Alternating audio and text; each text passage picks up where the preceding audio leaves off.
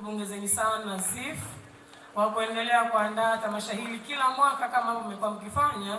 Basi tunasema hongereni sana, na Mwenyezi Mungu aendelee kukusimamieni, muendelee kufanya na kuwa bora zaidi ya vile ambavyo linakuwa. Na nipende kwa sababu mwenyekiti na bodi yake yuko hapa nyote.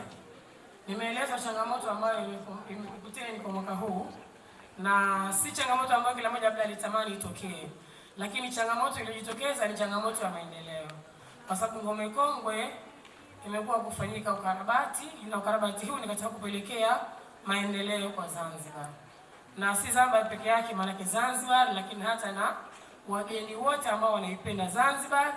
Lakini tutaendelea katika kulinda mji wetu wa mji mkongwe, tutaendelea kulinda ile urithi tunaozungumza, basi uendelee kutunzwa vizuri kwa majengo yetu yasiyo mabovu, bali mji mkongwe ambao una majengo mazuri, lakini una miundombinu mizuri sana.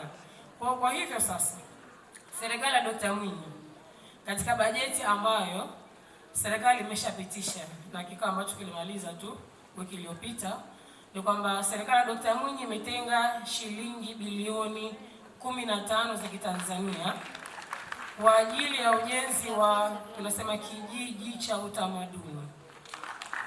Kijiji hiki kitajumuisha mambo mbalimbali yanayohusu utamaduni, lakini zikiwemo na kumbi mbalimbali za kufanyia haya mambo ambayo ZIF, lakini na wengine ambao wanataka kufanya basi wawezi kutumia, lakini kuonesha kazi mbalimbali za kitamaduni za ndani, lakini hata na za nje, ili kuweka fursa sasa kwamba kwa wageni wetu wote ambao tutakuwa wanakuja na wenyeji kujionea utamaduni wa Kizanzibari, lakini pia kufaidika cha kuona kwamba tuna maeneo yetu ambayo tutapata tena changamoto ya kwamba sasa kazi zetu za sanaa kwa ZIF mkitaka kufanya tamasha, maanake tayari tutakuwa tuna eneo maalum. Na bajeti hii, katika bajeti hii ya 2026 2027 tukijaana na Mwenyezi Mungu, basi bajeti hiyo itaanza kufanya kazi. Tuombe Mwenyezi Mungu na tuombe dua Mheshimiwa Rais wetu kwamba haya malengo ambayo ameyapanga katahakikisha kwamba hii tasnia ya sanaa na utamaduni wake anaendelea kusimamia vizuri, na hilo linaweza kufanikiwa.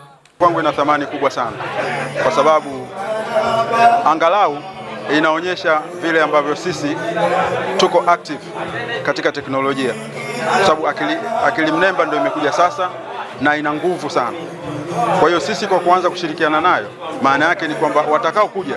Ugumu wa filamu za kawaida ni mkubwa zaidi, kwa sababu filamu za kawaida unakwenda location, unatafuta nguo, unatafuta wasanii, mnakaa kambi kibidi na vitu kama hivyo.